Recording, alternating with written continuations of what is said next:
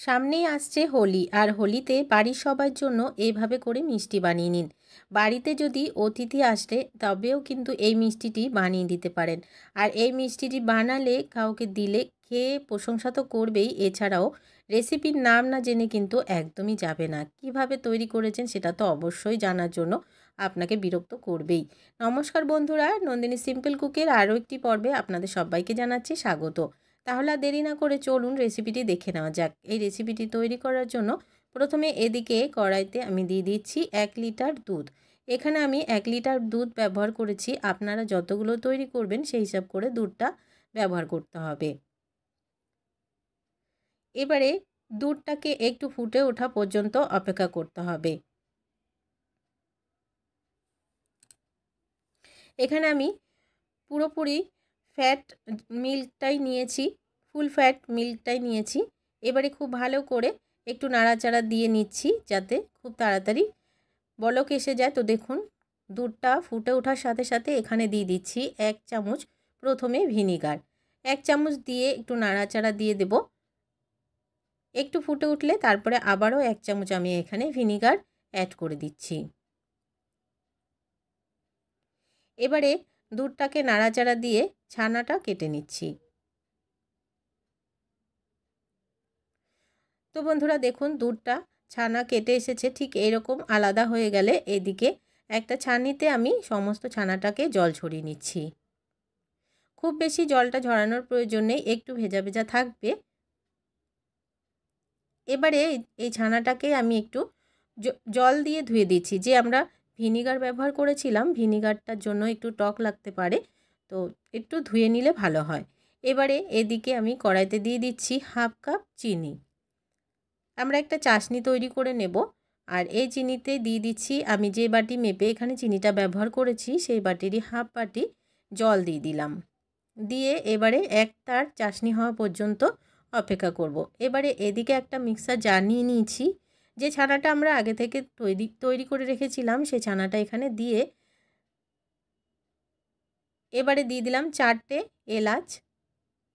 আর দিয়ে দিচ্ছি এখানে 4 টেবিল চামচ মতো চিনি। দিয়ে ঘুরিয়ে নিলাম। প্রথমে একটু মিক্সিটাকে ঘুরিয়ে একটু পেস্ট করে নিলাম। এবারে এখানে আমি কয়েকটা কাজু বাদাম নিয়েছি, দিয়ে দিচ্ছি বাদামটা। দিয়ে আবারও একটু ঘুরিয়ে নেব মিক্সিটাকে। এই কাজু বাদামটাকে পুরোপুরি ভাঙবো না, একটু আধা ভাঙা থাকবে।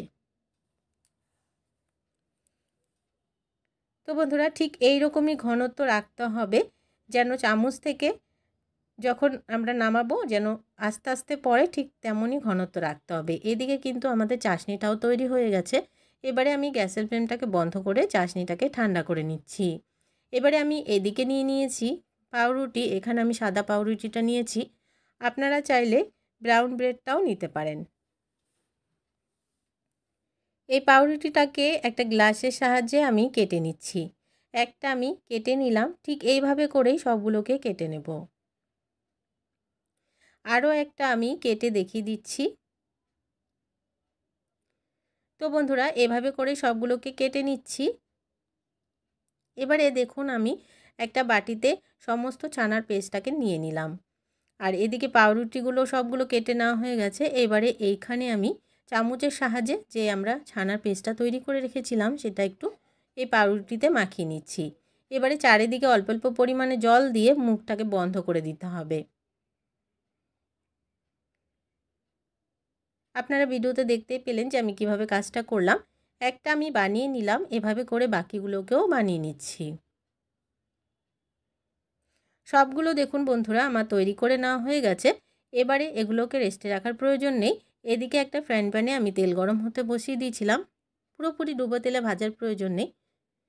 এবারে আমি এক এক করে সবগুলোকে ছেড়ে দিচ্ছি। এগুলোকে ভাজতে খুব বেশি সময় লাগবে না, গোল্ডেন ব্রাউন করে একটু দুপাশটাকে ভেজে নেব। আর খুব তাড়াতাড়ি দেখবেন ভাজা হয়ে যাচ্ছে। গ্যাসের ফ্লেমটাকে লোতে রেখে অবশ্যই ভাজতে হবে, নাহলে কিন্তু সবগুলো পুড়ে যাবে। এইগুলো ভেজে নেওয়া হয়ে গেছে। দুই পাশটাকে খুব ভালো করে গোল্ডেন ব্রাউন করে ভেজে নিয়েছি। এবারে নামিয়ে আমি তেলটাকে ঝরিয়ে নিচ্ছি। আর যে চাশনিটা আমরা রেডি করে রেখেছিলাম সেই চাশনিতে এক এক করে সবগুলোকে দিয়ে দেব। আর খুব বেশি সময় কিন্তু রাখা যাবে না, শুধুমাত্র একটু চাশনিতে ডুবিয়ে উঠিয়ে নিতে হবে। তো বন্ধুরা, এগুলোকে চাশনি থেকে আমি উঠিয়ে নিচ্ছি। দু পাশটাকে খুব ভালো করে একটু চাশনিতে ডুবিয়ে নিয়ে উঠিয়ে নিলাম সবগুলোকে। আর যে আমাদের ছানার পেস্টটা ছিল সেখান থেকে আমি কিছুটা বাঁচিয়ে রেখেছিলাম, সেটা দিয়েও আমরা একটা ডেকোরেশনের কাজ করব, সাজাবো বলে। তো আমি এখানে একটু পাতলা করার জন্য 2 চামচ মতো দুধ দিয়ে একটু পাতলা করে নিলাম। তো দেখুন ঘনত্বটা ঠিক এইরকম রাখতে হবে। আর এখানে আমি দিয়ে দিচ্ছি অল্প পরিমাণে কেশর। কেশরটা আপনাদের কাছে থাকলে দেবেন, না থাকলে নাও দিতে পারেন। এবারে এদিকে আমি একটা প্লেটে সমস্ত মিষ্টিগুলোকে সার্ভ করে দিচ্ছি। গেস্টদের বাড়িতে যদি অতিথি বা গেস্ট যে কোনো মানুষ এলেই কিন্তু এভাবে করে সার্ভ করবেন, দেখবেন ভীষণ খুশি হবে। বন্ধুরা, দেখে নিলেন কতটা সহজে একটি মিষ্টি রেসিপি তৈরি হয়ে গেল। আর এই মিষ্টি রেসিপিটি খেতে কিন্তু দুর্দান্ত টেস্ট হয়। অবশ্যই করে একবার ট্রাই করে দেখার অনুরোধ রইল। বন্ধুরা, আজকের রেসিপি ভালো লাগলে একটা লাইক করার অনুরোধ রইল, অনেক অনেক শেয়ার করে দেওয়ার অনুরোধ রইল। নতুন বন্ধু আমার চ্যানেলে যদি নতুন এসে থাকেন, আমার চ্যানেলটিকে সাবস্ক্রাইব করে পাশে থাকা বেল আইকনটাকে প্রেস করে অল বাটনে ক্লিক করতে ভুলবেন না, এই ধরনের রান্নার নোটিফিকেশানগুলো সবার আগে আপনাদের কাছে পৌঁছে যাওয়ার জন্য। আর আজকের রেসিপিটি কেমন লাগলো কমেন্টস বক্সে জানাতে কিন্তু ভুলবেন না বন্ধুরা। তো দেখে নিলেন বন্ধুরা কতটা সহজ একটি মিষ্টি রেসিপি। বাড়িতে সামনেই হোলি আসছে, এই রেসিপিটি খেতেও হয় ভালো আর বাইরে থেকে ভীষণ ক্রিস্পি হয়। আজকের মতন এখানে শেষ করছি বন্ধুরা, সবাই ভালো থাকবেন, সুস্থ থাকবেন। আজকের মতো তাহলে টাটা।